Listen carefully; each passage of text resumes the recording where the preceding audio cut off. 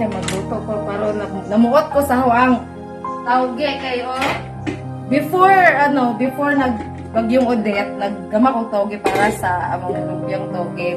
Nakalimutan ko nagtawge dahil sa nga busy nga na So hintubo na siya o ning ano na siya ning gamot na. So mag-awa na lang na siya lutuon, magisado na lang ko unsay akong gulay diyan sa kusina, yun na lang ang lulutuin namin kay dili na ta choosy kay nag-crisis na ang buhol tungod sa bagyong Odette. So mag-prepare na ta sa atong pamahaw dang paniud to. Ay udto na madagha pa kog buhaton sa gawas, maglinis pa kami buong pamilya. So mag-start na ta sa tuang luto.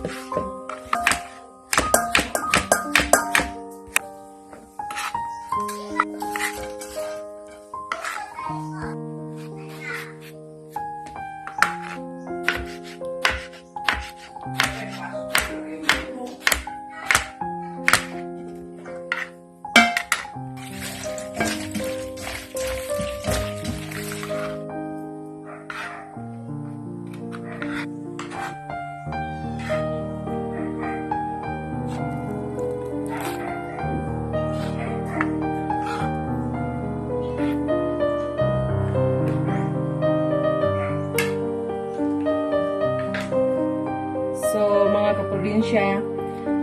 Ako nang isalin, ititira ko tong iba kasi baka maglumpia ako mamaya ng lumpiang togi. Punta ako ng lungsod, makabili ako ng ibang gulay para sa lumpiang togi kasi dabuhan akong nagamang togi, mga probinsya. Yung pinadyong gamutan.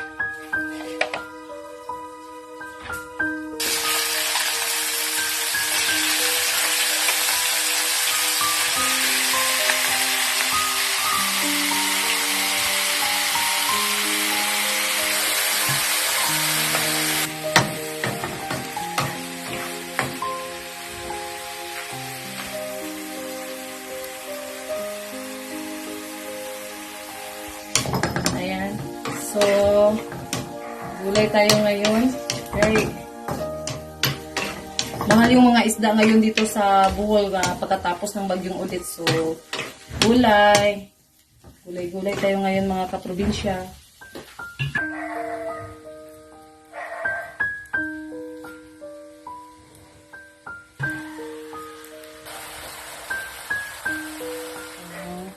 Ang tawgi.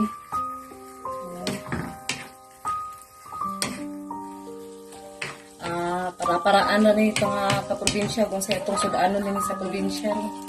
Basta kay buhi lang.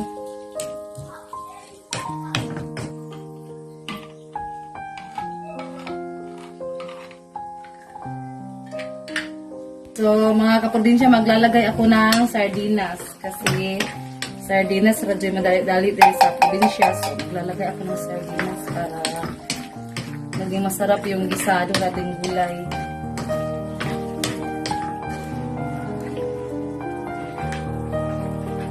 Kasi maglalagay ako ng konti.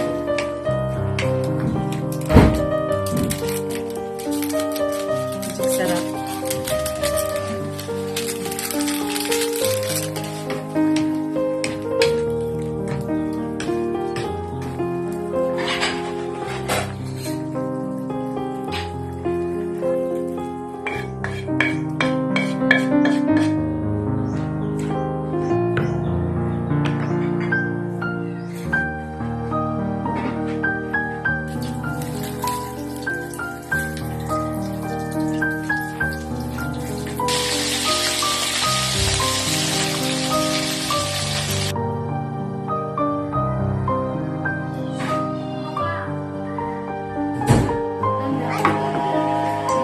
mahugaw ng bangko atong